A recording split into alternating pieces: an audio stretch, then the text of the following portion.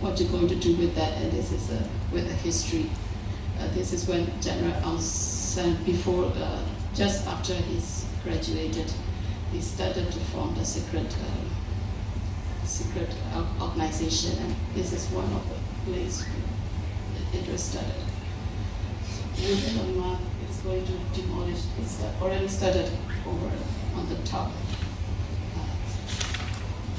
So now, because of many people approaching the government has just stopped the demolition. But we have to find out what to do, because the occupants are already removed, and the developer already paid them to remove and promised them to build a higher, and then the residents will have to stay back when they finish the apartments, maybe higher apartments. The lower will be original residents, and then the upper floors will be given to the developer.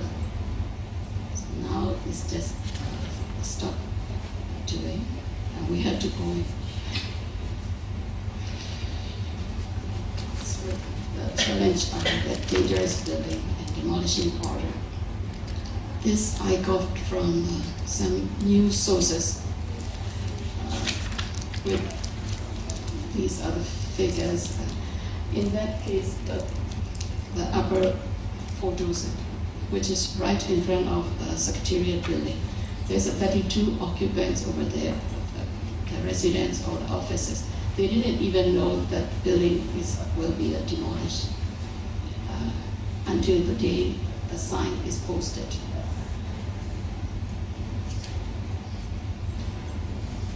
Because of government move to Naypyidaw in the new capital in 2005, many government buildings were left vacant. Some were totally vacant, and some, a few departments or few offices only occupied. So very least maintenance, and there has been government trying to dispose it. This we need what the coordination between the government agencies, because the ownership depends on a lot of ministries. And if they left or leave vacant, then they have to hand it over to the Ministry of Construction. So many ownership and Myanmar Investment Commission and the other committee called Selling Government Properties to the Private Hand. Government has formed, but without no consultation with the ownership of the original departments or the need of the other, their timely advertising in the newspaper for auction. So from time to time, so different proposal from the developers. In some cases, the developers win the auction, but they didn't give full amount of money. So there are still complicated in the disposing the government buildings. So what we could propose is to steering committee to involve with everyone. So which should be what, where should be what kind of development. Sometimes government just say, if they think they need hotels, they auction, they ask the proposer to do all hotels, things like that. And then those kind of very significant buildings should have the conservation management plan. Otherwise, the private sector, they don't value much, and it should have the monitoring and control even after handed over to the private. Not only the public building, we have a lot of collection of residential and private buildings, and this is their own decision, and mostly are target of private developers, and that they just approach the owner, and then after the agreement from the owner or the every tenants, then when they get the agreement, they're going to replace with a new one. So usually is a little bit cheap and not a quality building were replaced. There we need a maintenance assessment on the structure and housing policy and some funding arrangement if we intended to maintain them as it is. So these are the new development in downtown. So instead of maintaining the old townscape, some of the new developments are like that, color or height. So this building I took in 2006, the smaller buildings in between, and now it's replaced with a higher and nice building. And the livelihood of the people in downtown has been replaced with more electronics and other shops. So some traditional, like a tea shop or the bookshop, they cannot occupy in the town, this ground floor of the downtown because the rental fees are so high. Yes. So many are now moved to the roadside. Some tea shops who open up in the ground floor can move to, it becomes a roadside shops.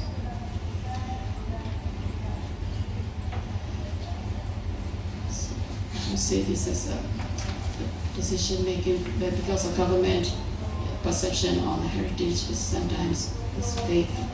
Sometimes they think this is a colonial and it's nothing to do with that. And sometimes they do not see as the whole landscape.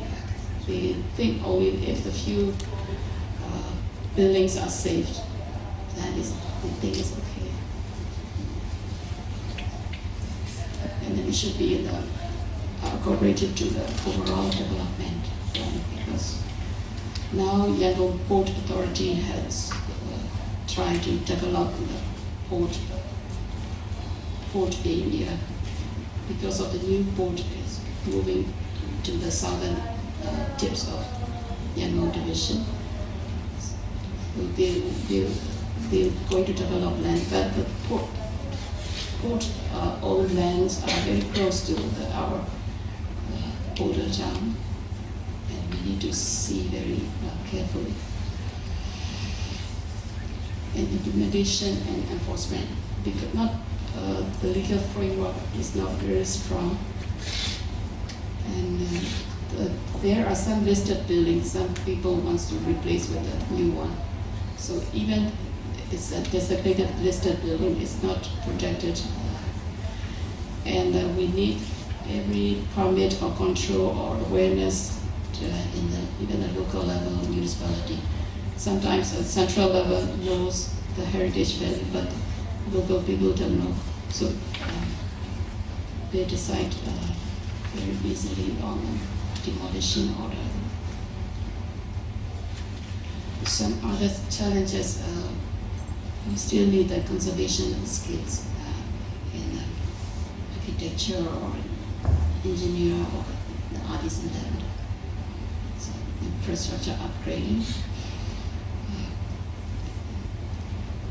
and the earthquakes and response, because people are sometimes afraid of earthquakes with the old buildings. Yangon is one of the earthquake prone.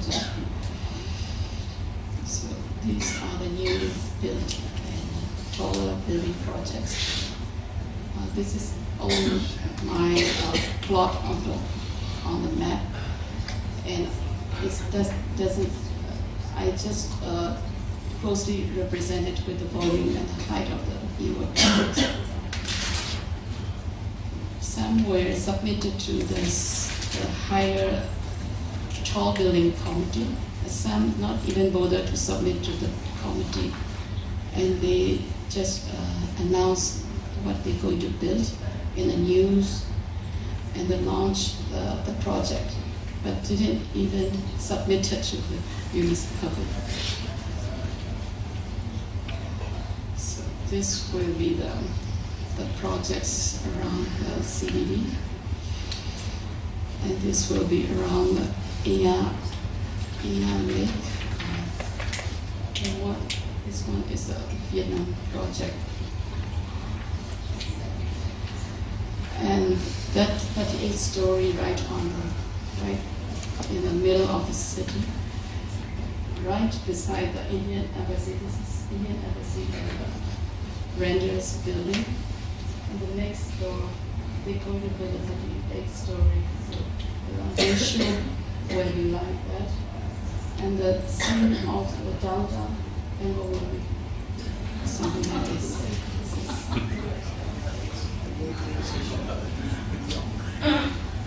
Thank you very much.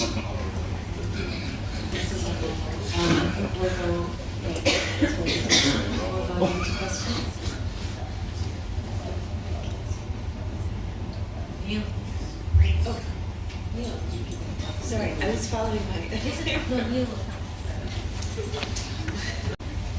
see the Penang Story lecture presenter is already here. Sunil, hi. Basically, this is a. Originally, Dr. Koo had gone to Yangon with a delegation from the Koo Kongsi, and when I told him about this workshop, he said, "I will only do this if you do all the academic bits, because those bits are too boring." And the last time we shared a platform was when we did a book some years ago on prostitution. So you can imagine this is a much drier topic. Having said that, firstly, I'd like to thank Dr. Momo for coming to Penang. I had been at the YHT conference in June this year, and I'm very happy to see so much progress has been made. We in Penang are very happy to support in any way we can the YHT effort.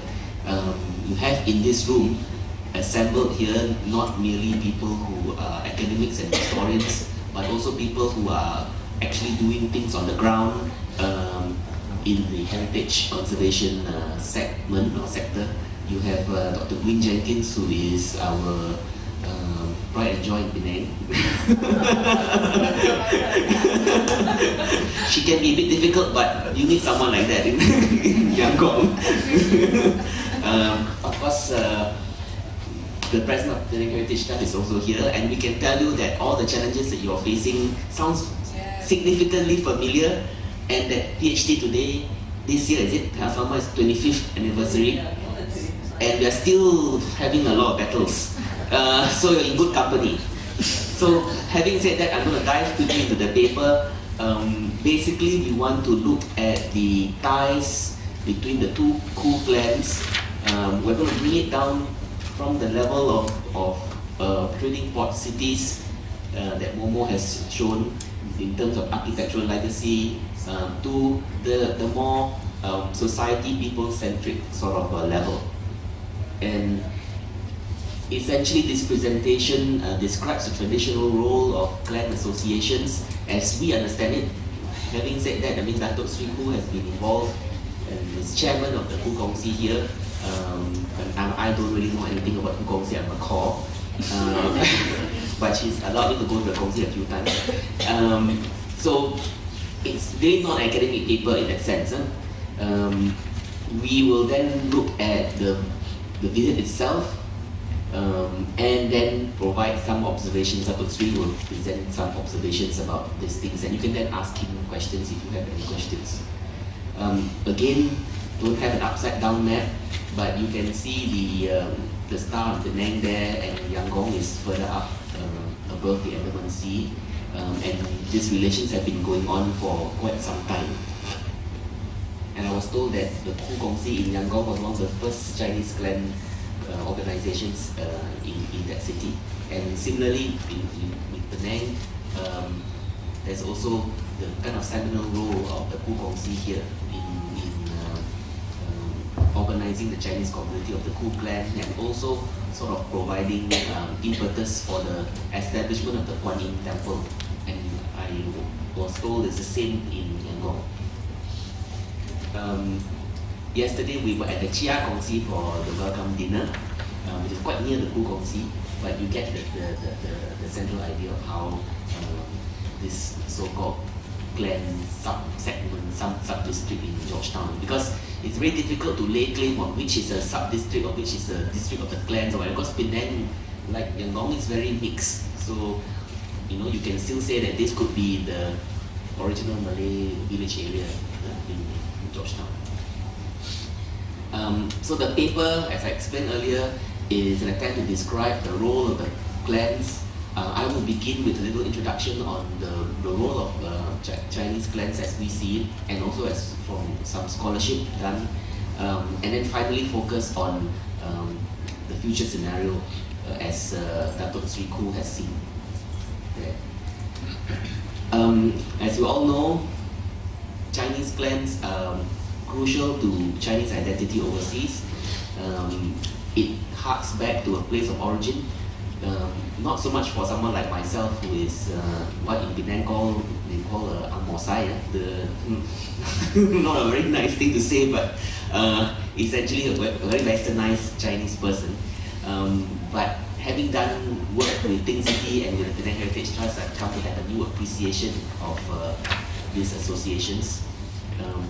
And essentially how the clans function and the manifestation through their activities here, as I've learned from the project done by the Penang Chinese Clan Council, shows a kind of adaptation to their place of origin, their place of adoption. Martin Jacques, for example, thinks of the Chinese as a civilizational state. This gives you a kind of overarching framework on how to understand the inscrutable Chinese amongst you. They seem to be very diverse, but at the same time sharing a certain similarity across the board. And you get this sense that that China is very monolithic, but actually it's very diverse. If you go to China, you recognize that. But they have a sense of shared common history. And if you look at all the Chinese deities and clan deities, they are all historical figures in one way or the other. And at least this one aspect of Chinese culture gives us all a kind of common manifestation. Of course, both of us are Peranakans, and we tend to think of ourselves as some form of exceptional Chinese or something like that. And other people think we're very strange. But if you look at scholarship on this area, Leo Sunyata and Ian Ang from the Indonesian experience show that the Peranakan Chinese, in their devotion obsessively to lineage and ancestor worship, also shows you that connection with the wider Chinese identity. Sharon Carstens has done some work on the Hakka communities in Malaysia, and in her mind, Malaysian Chinese identity is dynamic, is multiple, and is a constant state of flux.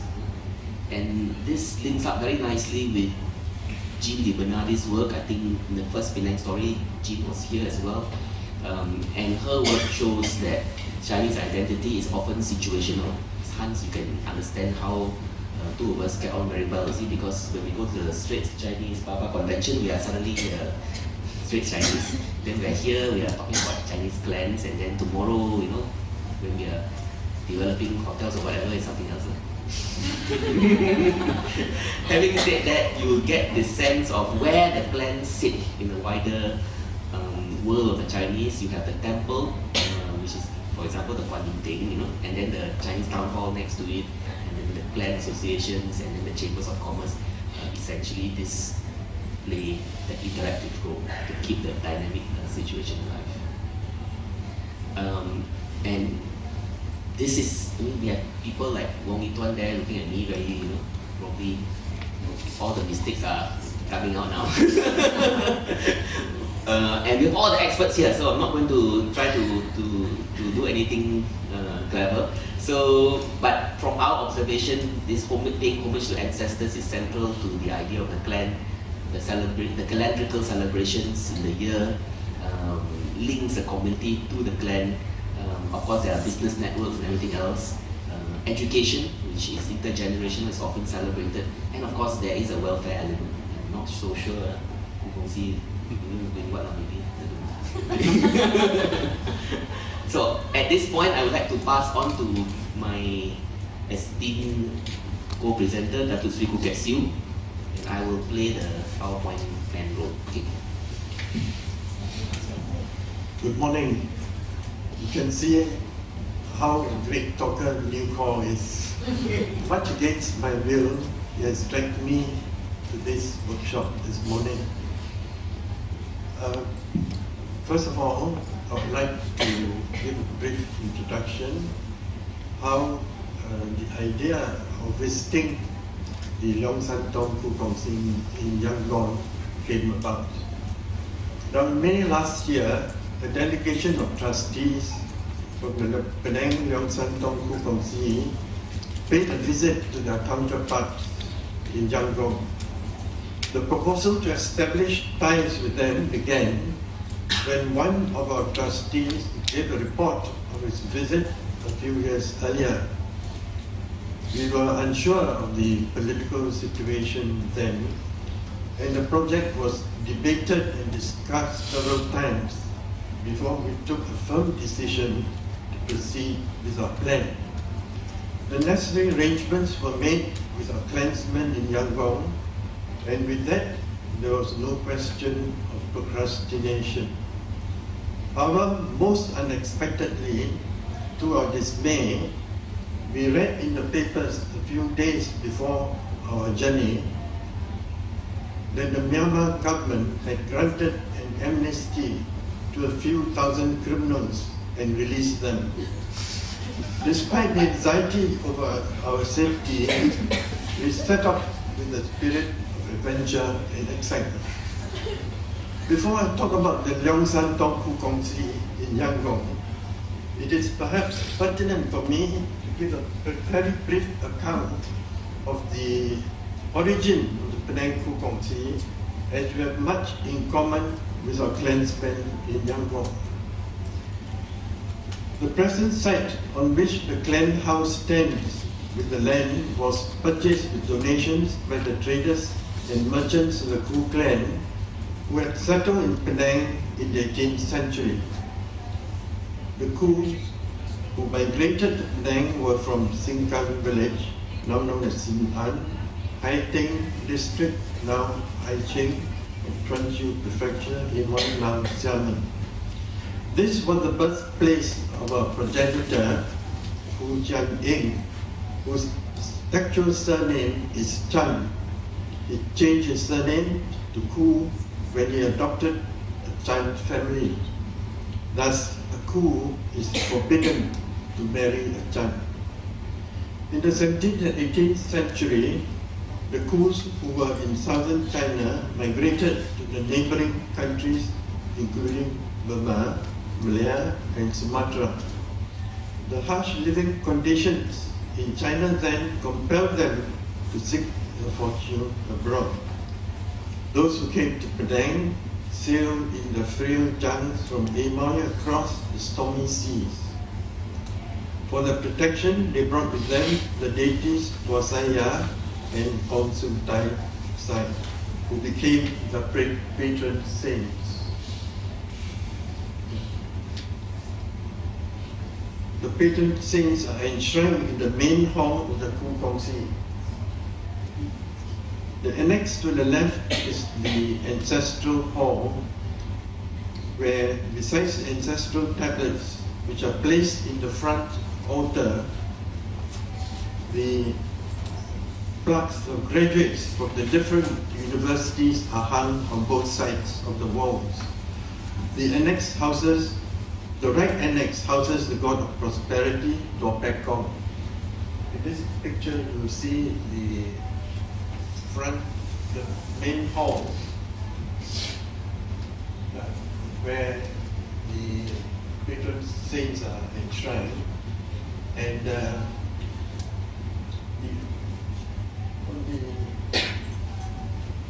this is the ancestral hall where the ancestral cameras are placed.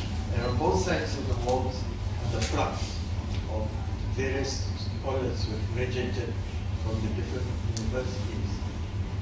And this is a stone carving of a tiger on the left side of the wall leading to the ancestral hall. I will show you later a similar stone carving which can be seen in the Fu Kong Si in Yangon.